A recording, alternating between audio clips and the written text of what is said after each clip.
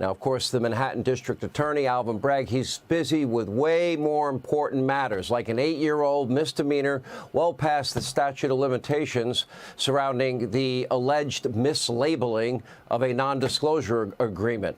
Now, there are people pledging allegiance to Hamas on the streets of New York City and other places around the country.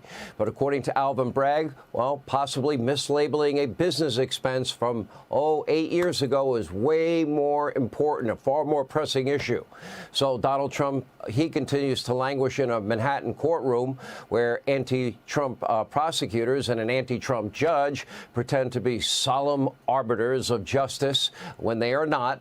At the very same time, New York's well-to-do social justice warriors turned Hamas sympathizers, they are wreaking havoc all across the city of New York. Not even the embattled actor Alec Baldwin is safe from their harassment. Take a look. Israel, Zionism. Please say it. One time. Could you do me one quick favor? All right, it's rare. I'll tell you why I am defending Alec Baldwin later in the program, but attempting to coerce a political statement from someone just trying to buy coffee is beyond gross, inappropriate, and we should be better than that as a country. We'll have more coming up. Now, of course, what Alec Baldwin just encountered pales in comparison to what many Jewish students have faced now across New York City and the country. For example, at the Ivy League institution Columbia, they have been run out of town literally for weeks. Hundreds of anti-Israel agitators occupying a central location on Columbia's campus. They're pitching their tents. They're blocking a key passageway. They are disrupting nearby classes and harassing anyone who seemed even remotely pro-Israel. There were signs praising Hamas, praising terrorism, also calls for a global intifada, which is a religious war against the Jewish people. Nearby, masked individuals chanting for more attacks like the terror attack on October the 7th and calling on terrorists to murder and to rape pro-Israel protesters. Now, the school's rabbi urged all Jewish students to leave the area immediately, return home, because that campus is simply not safe for them. Now, a Jewish professor was reportedly banned from the campus to prevent a violent uproar from this, crowd of angry, quote, peaceful protesters. Republican lawmakers, they are now calling on Biden to mobilize the National Guard to protect the local Jewish population. But now, instead of clearing the campus and restoring order, Columbia's president is ordering that classes be made available online. That would mean that the school's Jewish population can now complete the semester hiding away in the safety of their own homes. Does that not seem wrong to you? Columbia's president is a gutless coward who now faces numerous calls, rightly so, to resign. But we see the same response from almost every elite school president, and now facing a violent, disruptive protest, terrified by their own radical professors, many tenured, and students. And these schools do nothing in the face of what is raw, repulsive bigotry, hatred, anti-Semitism, leaving their minority Jewish population simply to wither on the vine.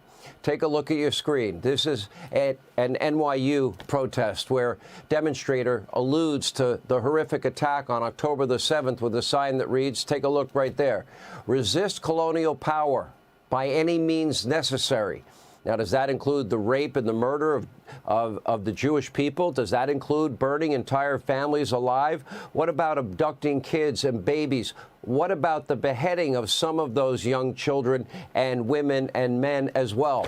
What about a violent revolution against the American Republic?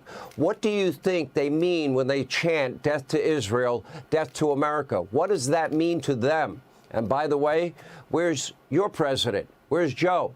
The one who promised to restore the soul of a nation, the one that cares so much about democracy that he claims is in peril? Well, today he was far away from any of these protests, struggling to walk, struggling to talk, made up stories about his experience as a big rig driver, as per usual, avoiding reporters like the plague. Biden has been nothing himself but gutless. He has been cowardly because he desperately needs support from his violent, in some cases, anti-Semitic base, and Joe doesn't really want to weigh in and pick a side.